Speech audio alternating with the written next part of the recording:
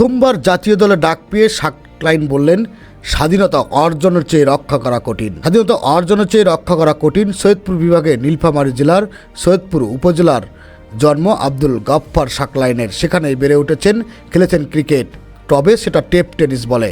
কর্মী হয়ে উঠেছেন টেপ বলের তারকা ক্রিকেটার।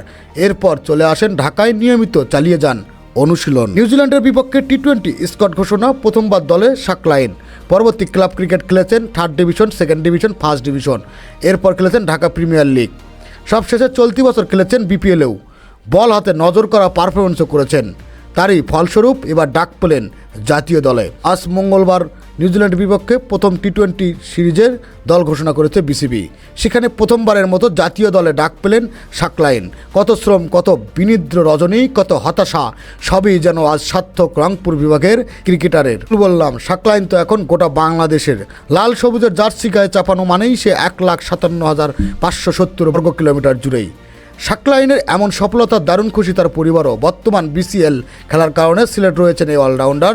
দলে ডাক পাওয়ার পর ঢাকা পোস্টের সঙ্গে আলাপকালে জানিয়েছেন নিজের অনুভূতির কথা।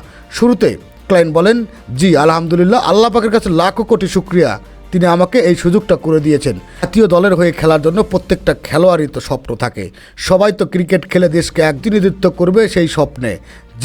সে কারণে আমার ক্ষেত্রেও ব্যতিক্রম কিছু ছিল না। আমার হাতে ছিল শুধু পারফর্ম করা, অনুশীলন করা, ফিট থাকা। আমি সেটাই করেছি, বাকিটা আল্লাহর ইচ্ছাতে হয়েছে। সাকলাইনের কাছে জানতে চাওয়া সঠিক সময় জাতীয় দলে ডাক পেয়েছেন কিনা, জবাবে বলেন, আলহামদুলিল্লাহ, যখনই পেলাম। এটা নিয়ে আসলে তেমন কিছু বলতে চাই না। আল্লাহর কাছে শুকরিয়া।